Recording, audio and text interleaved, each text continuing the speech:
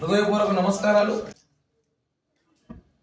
ఇక్కడ విచ్చేసిన electronic media, print media ప్రతినిధులకి, నాతోటి విజయవాడ పశ్చిమ ఇన్ఛార్జ్ మరియు అధికార ప్రతినిధి మహేష్ గారికి, రాయలసీమ అన్నగారికి, మిత్రుడు బాబ్జీ గారికి అందరికీ మనస్ఫూర్తి ధన్యవాదాలు తెలియజేస్తూ, నిన్నటి దినం మనం చూసుంటాం, జెండా పవన్ కళ్యాణ్ గారు, చంద్రబాబు గారు ఎన్నికల సంకారం మోగించారు. నిన్నటి సభకి ముఖ్యంగా మనం చూసుకోలేమంటే, సభలో ఎంత జనం అయితే ఉన్నారో దానికి రెండింత జనాన్ని బయట ఆపేశారు. పోలీస్ శాఖ చాలా దారుణంగా వైసీపీ కార్యకర్తల్లా పనిచేస్తాం. మేము మా లాంటి నాయకులు స్టేజ్ దగ్గర పోవాలని పంపిన పరిస్థితి వచ్చింది. అయ్యా మేము ఇన్ఛార్జీలు, అయ్యా మేము పార్టీ ప్రతినిధులు కూడా ఎవరైనా సరే మీరు పంపడం కుదరదు, మాకు ఆర్డర్స్ ఉన్నాయి.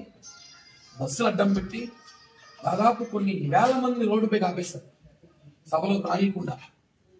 అంత భయమే జగన్మోహన్ రెడ్డి గారికి. సిద్ధం అన్నప్పుడు సిద్ధంగా ఉండాలి, సిద్ధం యుద్ధానికి సిద్ధమైనప్పుడు సిద్ధంగా ఉండాలి. మళ్ళీ భయపడి సభలకు జనం రానియకుండా ఆపేయడం ఏంటి? ఎంత దారుణం అది. పోలీసు వ్యవస్థ మర్చిపోతా ఉంది. 45 రోజులు మీ పరిస్థితి. మీరు కూడా ఉద్యోగస్తులే. ఇప్పుడు మీరు ఆంధ్రాలో, విజయవాడలో కానీ ఆంధ్రాలో కానీ మీరు జాబ్ చేస్తున్నారు. రేపు మా ప్రభుత్వం వస్తే మీరే పాకిస్తాన్కో కర్ణాటకో పోరు కదా. రేపు మీరు ఇక్కడే జాబ్ చేస్తారు, స్టేషన్లో మాట్లాడితే, లేదా ఇంట్లో కూర్చుంటారు. మీరు అర్థం చేసుకోవచ్చు. ఏమంటే పోలీస్ వ్యవస్థ మేము గౌరవిస్తాం. ఎందుకంటే చిరంజీవి గారు, పవన్ కళ్యాణ్ గారు తండ్రి గారు కూడా ఒక కానిస్టేబుల్ గారి నుంచి, ఎస్ఐ గారి నుంచి ఆ డిపార్ట్మెంట్ ఇచ్చారు కాబట్టి మేము గౌరవిస్తాం. మీరు గుర్తుపెట్టుకొని మీ అధికారులు చెప్పండి, సార్ కుదరదు, ఎలక్షన్ టైం వస్తా ఉంది, ఈ టైంలో మేము మమ్మల్ని ఒత్తిడి చేస్తే మాకు ఇబ్బంది పెడతారు చెప్పాలి. మీరు ఇవన్నీ కరెక్ట్ కాదు. రాజకీయాలు ఉన్నతరం చూపించాలి. చంద్రబాబు కోసం సభ పెట్టామంటే మేము పెట్టింది సభ చంద్రబాబు కోసం, జనసేన కోసం కాదు. మీ పతనం కోసం సభ పెట్టాం. మీ పతనం, వైఎస్ఆర్ కాంగ్రెస్ పార్టీ జగన్మోహన్ రెడ్డి పతనం సభ పెట్టాం. ఈసారి ప్రజలు ఒకటే అనుకుంటున్నారు, ఏదైతే జగన్మోహన్ రెడ్డి 102 బటన్లు నొక్కాడు, 102 బటన్లు నొక్కి అంటాడు. ఈసారి 2 బటన్లు నొక్కితే 2 దశాబ్దాల పాటు, 2 దశాబ్దాలకి వైఎస్ఆర్ కాంగ్రెస్ పార్టీ కనపడదు. అలాంటి బటన్లు నొక్కుతారు ప్రజలు. ఒకటి జనసేనకి, ఒకటి టీడీపీ.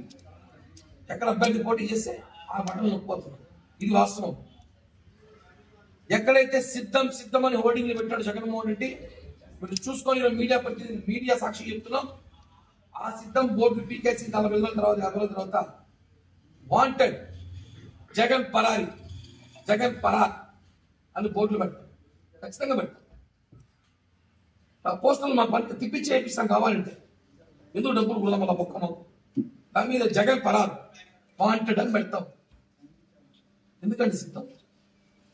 ఆయన మాట్లాడితే చొక్కా మడత పెట్టాడు. ఆయన మొన్న సభలో పెట్టాడు మడత 10 రోజుల ముందు.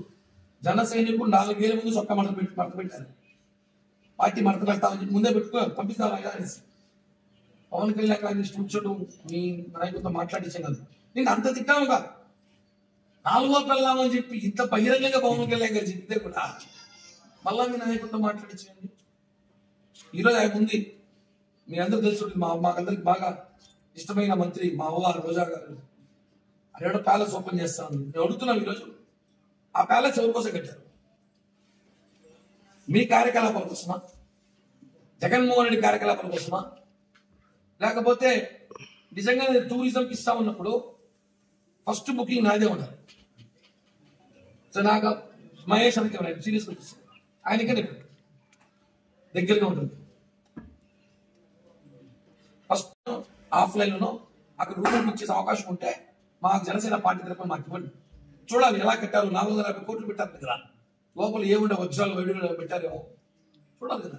జగన్మోహన్ రెడ్డి రేపు అక్కడ షిఫ్ట్ అవ్వడానికి ఇప్పుడు వెళితే జనం తొలుముకుంటారని చెప్పి దాన్ని ఓపెనింగ్ కూడా పోయి భయపడి, ఓపెనింగ్ పోవడానికి భయపడి ఈరోజైనా కొట్ట దెబ్బలు తినాలని చెప్పి మా అవ్వని పంపిస్తారు. కొట్టినారు అనేసి. కాబట్టి ఇటువంటివన్నీ ప్రజలు చూస్తున్నారు. రాజధాని దిక్కులేదు, ఇష్టం వచ్చినట్టు మాట్లాడుతున్నారు. మేము చెప్తున్నాం కదా, ఖచ్చితంగా రేపు రాబోయే రోజుల్లో 130 నుంచి 140 స్థానాలు జనసేన టీడీపీ కూటమి గెలవబోతోంది. జగన్మోహన్ రెడ్డి ఓడిపోవడం తథ్యం. ఈ విషయాన్ని గుర్తుపెట్టుకోవాలి.